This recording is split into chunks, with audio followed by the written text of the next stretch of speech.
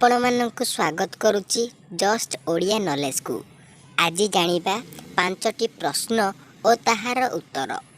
ତେବେ ଆସନ୍ତୁ ଜାଣିବା। ପ୍ରଥମ ପ୍ରଶ୍ନ, କାହାର ଜନ୍ମ ପ୍ରତ୍ୟେକ ବର୍ଷ ଆସେ ନାହିଁ? ଏହାର ଉତ୍ତର ହେଉଛି ଫେବୃଆରୀ 29। ଏବେ ଆସନ୍ତୁ ଜାଣିବା ସେକେଣ୍ଡ ପ୍ରଶ୍ନ, କିଏ ବନ୍ଦ ହୋଇଗଲେ ସବୁ ଅନ୍ଧାର ଦିଶେ? ଯଦି ଜାଣିଛନ୍ତି ତାହେଲେ ଆମକୁ ଉତ୍ତର କମେଣ୍ଟ ବକ୍ସରେ ଦିଅନ୍ତୁ।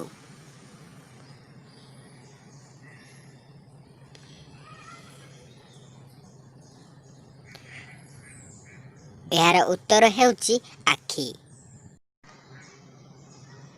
ଏବେ ଆସନ୍ତୁ ଜାଣିବା ଦ୍ୱିତୀୟ ପ୍ରଶ୍ନ, ସବୁଠୁ ବୁଦ୍ଧିମାନ ପ୍ରାଣୀ କିଏ?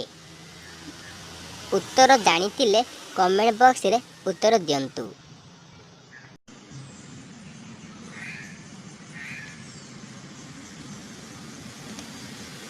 ଏହାର ଉତ୍ତରଟି ହେଉଛି ସିମ୍ପାଞ୍ଜି। ଏବେ ଜାଣିବା ପରବର୍ତ୍ତୀ ପ୍ରଶ୍ନ, କିଏ ପ୍ରାଣୀ ନାହିଁ କିନ୍ତୁ ଆମେ କହୁ ସେ ଚାଲେ? ଯଦି ଏହାର ଉତ୍ତର ଜାଣିଛନ୍ତି ତାହେଲେ ଆମକୁ କମେଣ୍ଟ ବକ୍ସରେ ଉତ୍ତର ଦିଅନ୍ତୁ।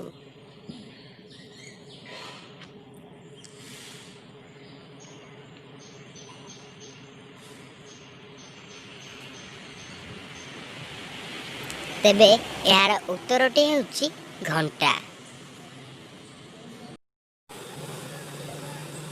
ପରବର୍ତ୍ତୀ ପ୍ରଶ୍ନ, ଏମିତି କେଉଁ ଜିନିଷ ଅଛି ଯାହା ତମର କିନ୍ତୁ ତମଠାରୁ ଅଧିକ ଅନ୍ୟମାନେ ତାକୁ ବ୍ୟବହାର କରନ୍ତି? ଯଦି ଏହାର ଉତ୍ତର ଜାଣିଛନ୍ତି ନିଶ୍ଚିତ କମେଣ୍ଟ ବକ୍ସରେ କୁହନ୍ତୁ।